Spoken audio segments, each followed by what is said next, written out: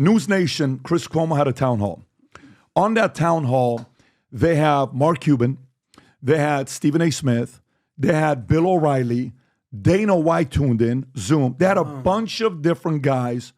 And one of the comments Mark Cuban made, and I want to get right into it, Mark Cuban on that, Rob, I don't know if Vinny sent it to you or not. If you haven't sent it to him, if you can text it to him. Mark Cuban, I believe, makes a comment about the fact that Trump doesn't have any strong women around him. What do you mean? He says, if you notice, Trump doesn't have any strong women. So many people reacted to it to the point where The View came out. And you know what? That's the one, Rob. You know what The View said? The View came out and said, how about Stormy Daniels? Yeah. She's strong. Is this the one, Rob? Yep. I believe so. Okay, so maybe he was on The View, then he went on the News Nation one. But Rob, he's on The View saying to women that Trump doesn't have any strong women around him. Go and play this clip. Yeah, I mean, yes, it'll put her over the edge with Nikki Haley supporters.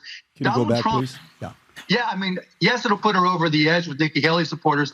Donald Trump, you never see him around strong, intelligent women, ever. It's just that simple. They're intimidating to him. He doesn't like to be challenged by them. And, you know, Nikki Haley will call him on his nonsense with reproductive rights and how he sees and treats and talks about women.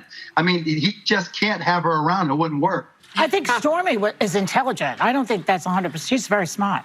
Yeah, Stormy. He means it's like, Yeah. but he means on stage and stuff power with over. her. Well, Stormy smart. Your thoughts, Tom? Well, I think Mark Cuban needs to think before opening his mouth because he's being so spontaneous with stuff. I really think he's not thinking it over. He's not a dumb guy. But Kellyanne Conway on staff, that's a pretty strong woman. Tulsi Gabbard, who's been with the campaign for weeks now, campaigning with him, that's a pretty strong woman. I don't know what Mark was trying to accomplish with this comment. Maybe he's trying to audition to put on the Rachel Maddow glasses and maybe be the permanent host of The View. But I just find this to be, I mean, what's points he's trying to make? 1 week, Mark says things like, and Mark, if you're watching, I got a lot of respect for you as an NBA owner and the stuff you've accomplished in business. But 1 week you're saying, oh, let's talk about policies. Let's not just do this and this. And the next week, you're making comments like this that are completely away from policy at a time where you're insulting half of the voting bloc, and you're getting into things like you got to pay attention to the people that are around Trump. I don't know what you're trying to accomplish, and I think you're being spontaneous. I don't think you're really engaged on that because we could make a list of people that have been advisors and on cabinet positions and things like that. I can just think of one that's been around our world with Trump, and that's Alina Habba, his attorney, who's been around us, and she is strong, capable, classy, all the above. So I think if I'm up at Creek, Alina's my first call. She's man. awesome. She's a tough Siggy attorney. Flicker, who was there, the Real Housewife that threw the event we were at. But I think it's a little rich for Mark, who I think dealt with a lot of issues within the Dallas Mavericks, some Me Too movement stuff going on there. I'm not sure exactly what happened, but a general manager censured by the NBA. Yeah, maybe. Yeah. So he who has not sinned, may they cast the first stone. Can you pull or up if you that live in a story? glass house. So here's Mark Cuban donating $10 million to charity after NBA found workplace misconduct 6 years ago. Go ahead and go down, Rob.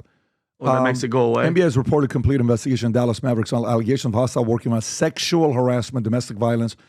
Mark Cuban will donate $10 million to organizations that promote women in leadership roles and combat domestic violence after the NBA found serious workplace conduct by former and current employees and improper influence. Okay, great.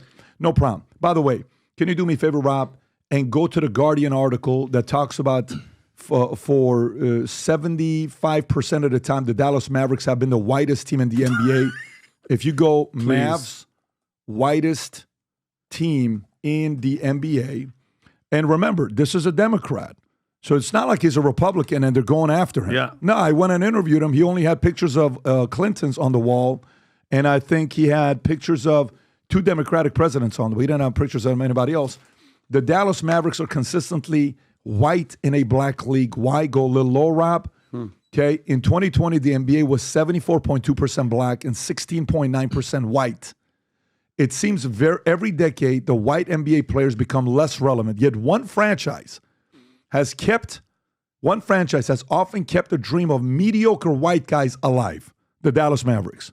In 15 of the last 21 seasons, there were 3 or more white players in the 12-man roster. In more than half of those 15 seasons, there were at least 4 white players, not to mention at least 2 starting white players. Now, here's the thing. Why am I showing this? While he's going through these stories that they pop up, okay, while they're going through the Black Lives Matter, although the Mavericks have a dubious history of toxic workplace culture when it comes to female employees, Cuban has thrown his support behind who? Black Lives Matter, and has appointed who?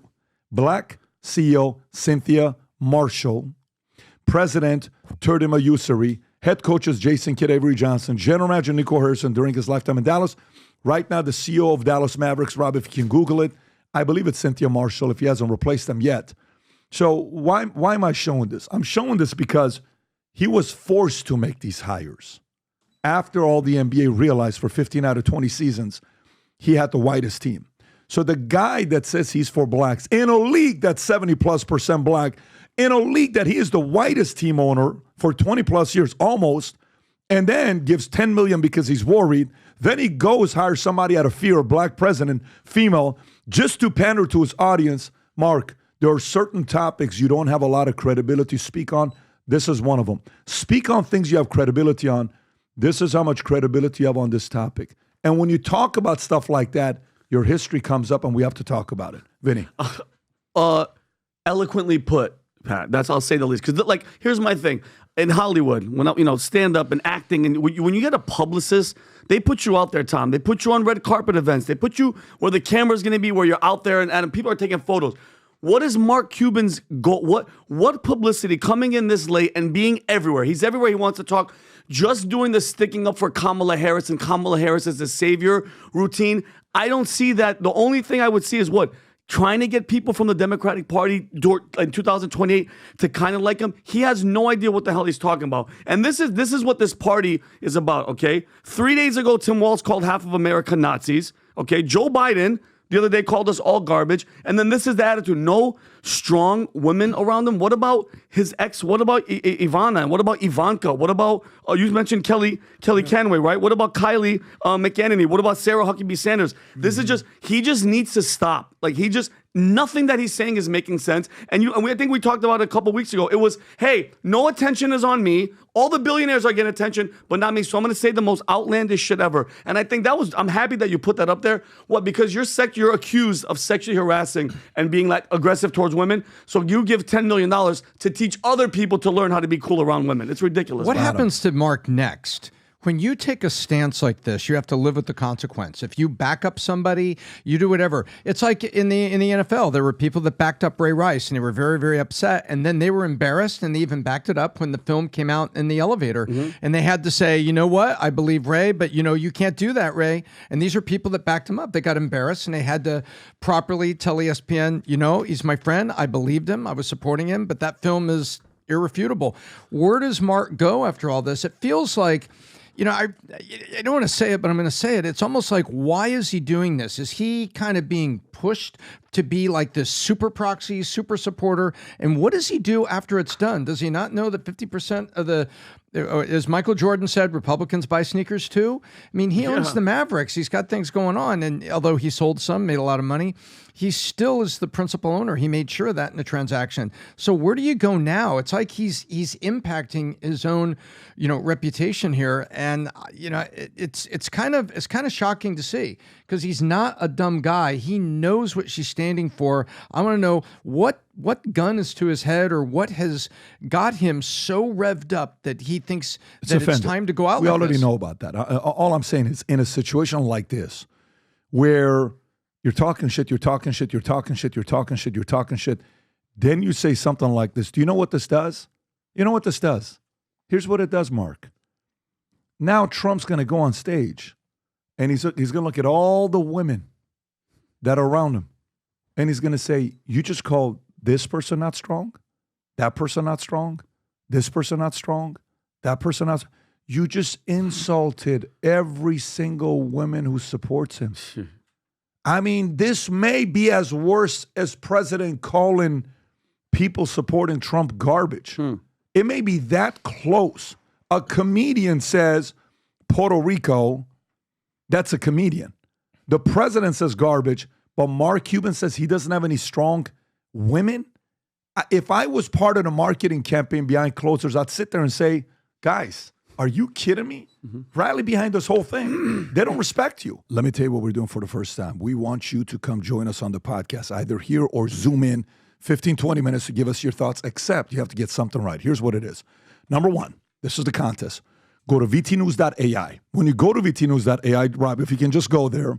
If you go to vtnews.ai, go to the election side to the right. Just think about picking, March Madness does what? Picking the brackets, right? You go in to vtnews.ai. You see zoom in right there, Rob, where you get to pick whatever the states are, red, blue, and with the numbers change on the top right, Rob, so they can see it. Go right there. You see how the numbers are changing? You pick your bracket. Whatever way you think it's going to end up being on election night, okay? Once you pick your numbers, you see right above it where it says upgrade to submit your prediction. You click on that. Go for it. You have to become a premium or a VT Insider, either one of them. Choose $4.99 a month or $19.99 a month. That's going to give you unlimited access to the AI. Whichever one you choose to do, we will receive your bracket prediction. Whoever is the first to do so, that wins. We're either going to invite you on a Zoom to be on a podcast with us after everything is done with, and you'll be here with the boys on PBD Podcast. Or if you choose to get your flight, come on down. You'll be with us. You're sitting right next to us, telling us how you came to the conclusion of your perfect bracket. But again, to compete, go to vtnews.ai. Go get one of these memberships. Choose your brackets, how you think it's going to end.